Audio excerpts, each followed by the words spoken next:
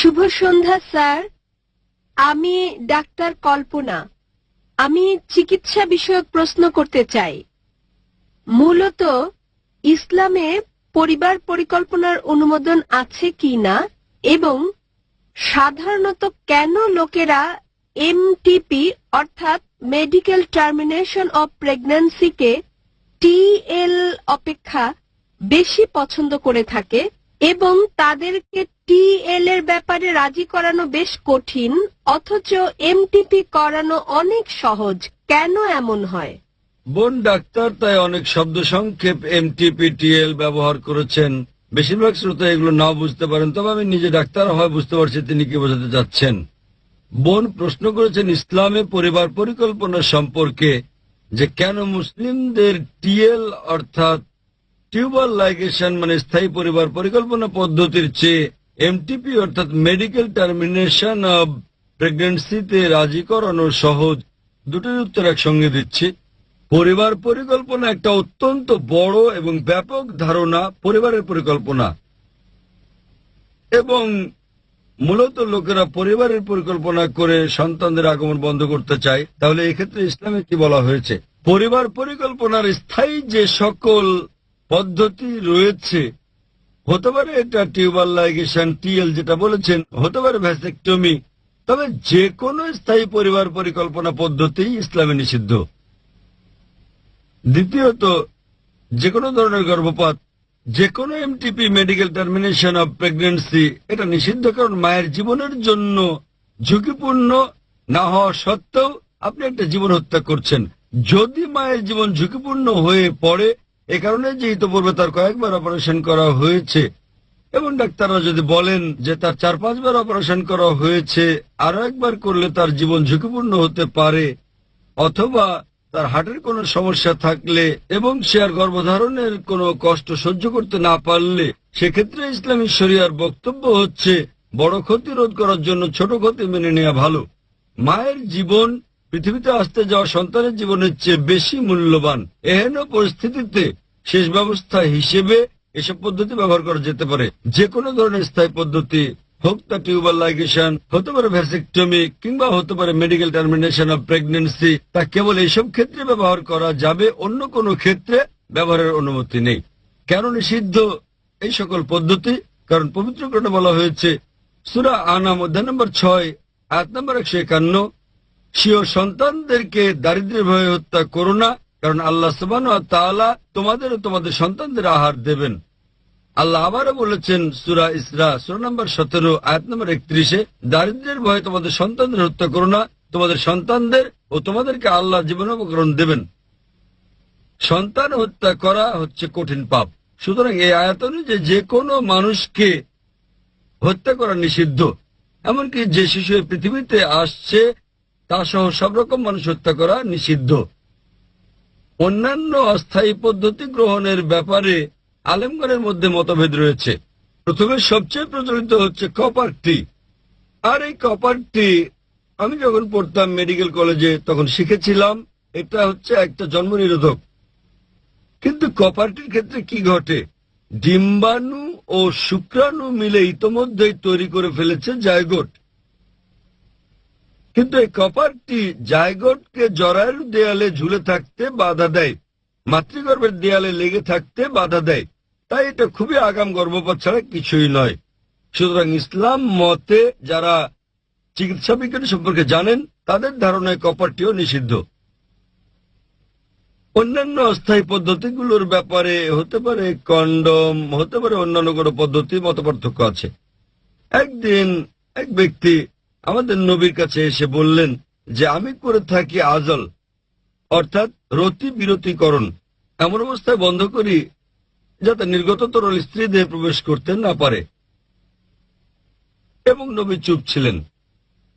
যেসব লোক কোন অস্থায়ী ব্যবস্থার পক্ষে তারা বলেন নবী চুপ ছিলেন মানে অনুমতি দিয়েছেন, অন্য দল বলছে নবী চুপ ছিলেন মানে অনুমতি দেননি। মতপার্থক্য রয়েছে। তবে এখন আমি ফিরে যাব, কেন একজন মানুষ পরিবার পরিকল্পনা গ্রহণ করতে চায়, এটাই আমার মূল প্রশ্ন। সাধারণত একজন ডাক্তার কারো মাথা ব্যথা হলে তাকে অ্যাসপিরিন দেন, ক্রোসিন দেন, এটা কিন্তু প্রতিকার নয়, এটা একটা লক্ষণ ভিত্তিক চিকিৎসা। ব্যথার মাত্রাটা বাড়িয়ে দেয় যাতে আপনি ব্যথাটা অনুভব করেন না, কিন্তু এটা রোগের প্রকৃত নিরাময় নয়। জীবাণু ধ্বংস করাই হচ্ছে নিরাময়ের সর্বোৎকৃষ্ট উপায়। সুতরাং প্রথমে আমাদেরকে খুঁজে বের করতে হবে কেন মানুষজন পরিবার পরিকল্পনা গ্রহণ করতে চায়। যেসব কারণ খুঁজে পাওয়া যায় সেগুলোকে দুটো বড় ক্যাটাগরিতে ভাগ করা যায়।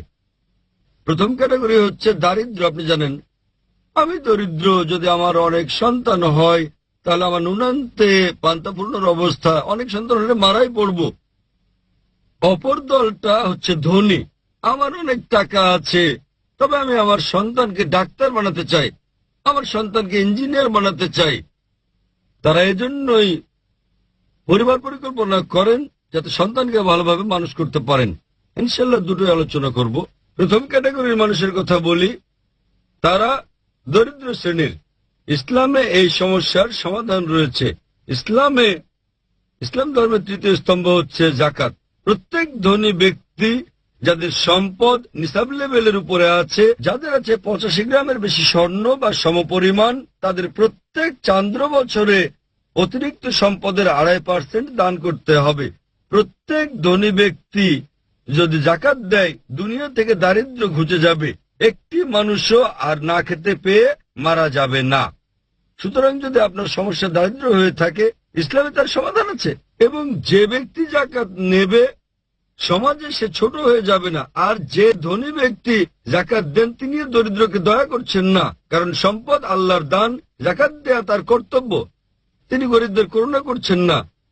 এবং গরিব লোকেরা যখন যাকাত নেয় এটা কোনো করুণা ভিক্ষা নয়, বরং এটা তাদের অধিকার। সুতরাং দারিদ্র্য যদি সমস্যা হয় তাহলে আমাদের বাধ্যতামূলক দান অর্থাৎ যাকাত দিয়ে এর সমাধানের উপায় আছে।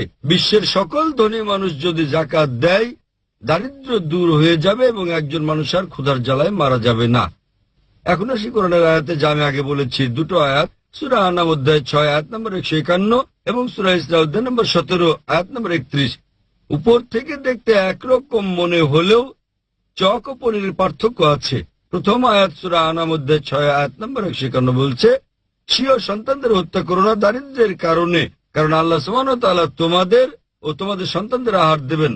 সূরা ইসরা অধ্যায় নম্বর 17 আয়াত নম্বর 31 বলছে, দারিদ্র্যের ভয়ে তোমাদের সন্তানদের হত্যা করো না, কারণ তোমাদের সন্তানদের ও তোমাদের আল্লাহ সুবহানাহু ওয়া তাআলা জীবন উপকরণ দেবেন। একটু পরিবর্তন হয়েছে। প্রথম আয়াতে বলা হয়েছে তোমাদের ও তোমাদের সন্তানদের, সূরা ইসরায় বলা হয়েছে তোমাদের সন্তানদের ও তোমাদের। বাহ্যিক দিক থেকে দেখলে দুটো আয়াত একই। এখন প্রশ্ন হচ্ছে কেন আল্লাহ সুবহানাহু ওয়া তাআলা স্থান বদল করলেন? সবকিছুর পেছনে রয়েছে হিকমত। সুতরাং আলেমগণ, মুফাসসিরগণ বলেন যে প্রথম আয়াত সূরা আনাম অধ্যায় 6 আয়াত 151-তে দরিদ্রদের কথা বলা হয়েছে। জানেন, আমাদের ভাবনা বেশি সন্তান থাকলে আমরা এমনকি আমাদের সন্তানরাও মারা পড়বে। তাই সর্বশক্তিমান আল্লাহ বলেন, চিন্তা করো না, স্বীয় সন্তানদের দারিদ্র্যের কারণে হত্যা করো না, আল্লাহ তোমাদের ও তোমাদের সন্তানদের আহার দেবেন। প্রথম আয়াতটা দরিদ্রদের জন্য, দ্বিতীয় আয়াত হচ্ছে ধনীদের জন্য। আর আমার কোনো আর্থিক সমস্যা নেই, তবে আমার ইচ্ছা আছে আমার সন্তান সংখ্যা কম হলে আমি তাদের ডাক্তার বানাবো, তাদেরকে ইঞ্জিনিয়ার বানাবো। তাই আল্লাহ বলেন দারিদ্র্যের কারণে তোমাদের সন্তানদেরকে হত্যা করো না, আল্লাহ তোমাদের সন্তানদের ও তোমাদেরকে আহার দেবেন। অর্ডার বদলে গেল। যারা ধনী অর্থাৎ দ্বিতীয় ক্যাটাগরির মানুষ, তাদের সমস্যার সমাধানটা কি? শুধু আপনাদের অবগতির জন্য বলছি, আমি আমার পিতামাতার পঞ্চম সন্তান। যদি তারা পরিবার পরিকল্পনা করতেন আমার জন্মই হতো না। আপনার মতে আমি কি সমাজের জন্য আশীর্বাদ না অভিশাপ? আপনি জানেন বিশ্বের সমাজে শ্রেষ্ঠ পেশা ডাক্তার, চিকিৎসক। সবচেয়ে ভালো পেশা ডাক্তার, এর চেয়ে ভালো কিছু নেই। আলহামদুলিল্লাহ, পিতামাতার পঞ্চম সন্তান হয়েও আমি ডাক্তার হয়েছি। তবে আমি ডাক্তার হয়েছি মানুষের সেবার জন্য। কিন্তু যখন আরো ভালো পেশা পেলাম, আল্লাহ বলেন সূরা ফুসিলাত অধ্যায় 41 আয়াত নম্বর 33-এ, ومن أحسن قولا ممن دعا إلى الله وعمل صالحا قال إنني من المسلمين। তার কথার চেয়ে কার কথা উত্তম হতে পারে যে মানুষকে আল্লাহর পথে ডাকে, ভালো কাজ করে এবং বলে যে আমি মুসলিম। যখন আমি আরো ভালো পেশা পেলাম, আমি শরীরের ডাক্তার হওয়ার থেকে হয়ে গেলাম আত্মার ডাক্তার। আমি যদি ডাক্তার থাকতাম, আমি নিশ্চিত এখানে 1 লাখেরও বেশি মানুষ আছেন তারা আমার কথা শুনতে আসতেন না। তারা এখানে এসেছেন কারণ আমি দেহের ডাক্তার থেকে আত্মার ডাক্তার হয়েছি। তাই আপনাদের কাছে আমার প্রশ্ন, আমি আমার পিতামাতার পঞ্চম সন্তান, আমি কি সমাজের জন্য আশীর্বাদ না অভিশাপ হয়েছি? মানুষজনের একটা ভুল ধারণা রয়েছে যে যদি কম সন্তান থাকে তাহলে আপনারা বিকল্প সুবিধা নিতে পারবেন, তাদেরকে ভালো করে মানুষ করতে পারবেন। নোবেল পুরস্কার বিজয়ীদের তালিকা যাচাই করলে আপনারা দেখতে পাবেন যারা পুরস্কার পেয়েছেন, বিশ্ব সেরা সেরা বিজ্ঞানী, সেরা ক্রীড়াবিদ, তাদের সকলে পিতামাতার প্রথম সন্তান নন, তার একমাত্র সন্তান নন। হয়তোবা কেউ দ্বিতীয় সন্তান, কেউ তৃতীয়, কেউ পঞ্চম, এরকম মিশ্র। কাজে এটা একটা ভুল ধারণা। আল্লাহ সুবহানাহু ওয়া তাআলা জন্মবিরতিকরণ প্রাকৃতিক উপায় বলে দিয়েছেন। ইসলাম অনুযায়ী যখনই একটি শিশু ভূমিষ্ঠ হয় তখন থেকে মার উচিত তাকে দুধ পান করানো, কিন্তু আজকাল বিশ্বে মায়েরা মাতৃদুগ্ধ পান করাতে চান না, কেননা তাদের শরীর নষ্ট হয়ে যাবে। চিকিৎসা শাস্ত্র অনুযায়ী আপনার সন্তানকে সবচেয়ে উত্তম যে খাবার আপনি দিতে পারেন তা হলো মায়ের দুধ। আর আপনি সন্তানকে দুধ পান করালে প্রাকৃতিকভাবে দুগ্ধদানকালীন বিরতি ঘটবে। ডাক্তার হতে আপনি জানেন যে দুগ্ধদানকালীন একটা বিরতি রয়েছে, এর অর্থ মা এই সময় গর্ভধারণ করবেন না। যদি এটা পুরোপুরি নিরাপদ নয় তবে তার এই সময় গর্ভধারণের সম্ভাবনা খুবই কম থাকে। সুতরাং সর্বশক্তিমান আল্লাহ সুযোগ দিয়ে রেখেছেন। এবং জনসংখ্যা এটা অভিশাপ নয়, এটা হচ্ছে আশীর্বাদ। আপনি জানেন আমরা আমাদের দেশে ভারতে বলে থাকি हम दो हमारे दो, আমরা দুজন এবং আমাদের দুজন। एक के बाद अभी नहीं, दो के बाद कभी नहीं। একটির পর এখনই নয়, দুটোর পর কখনোই নয়। এগুলো হচ্ছে ভারতীয় স্লোগান, কারণ ভারত সরকার জনসংখ্যার যত্ন নিতে জানে না। আমেরিকা গেলে দেখবেন শিশুরা টি শার্ট পরে থাকে যাতে লেখা থাকে আমি আমার পিতার কর সাশ্রয়ী। যত বেশি সন্তান থাকবে আপনাকে তত কর কম দিতে হবে। আপনি অস্ট্রেলিয়া যান কিংবা কানাডা গেলে দেখবেন শিশু জন্ম নিলেই সরকার তাদের ভাতা দেয়। প্রতিটি শিশুর জন্য প্রতি মাসে আপনি ভাতা পাবেন।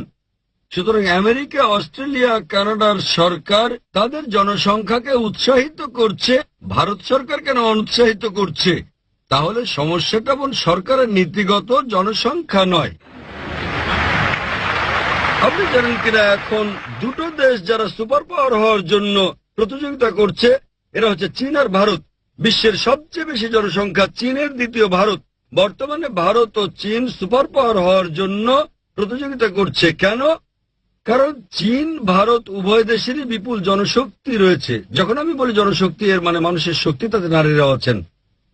চীন এবং ভারতের জনশক্তি আছে, সে কারণে আজ আপনারা দেখেন আমেরিকা এই দেশে বিনিয়োগ করছে, লক্ষ্য করবেন পশ্চিমা দেশে বিনিয়োগ করছে, শেয়ার বাজার বাড়ছে। কেন? জনসংখ্যার জন্যই। সুতরাং জনসংখ্যা এটা একটা আশীর্বাদ, অভিশাপ নয়। তাই আপনি যদি চান আপনার সন্তান হবে ডাক্তার বা ইঞ্জিনিয়ার, ভাববেন না আপনি জানতেন না আপনার পঞ্চম সন্তানটি ডাক্তার হবে কিংবা ইঞ্জিনিয়ার হবে। তবে এর অর্থই নয় যে আপনার আরো সন্তান থাকলে তাদেরও বেশি সুযোগ দিতে পারতেন। তৃতীয় আর একটা ক্যাটাগরি, এটা একটা একক ক্যাটাগরি।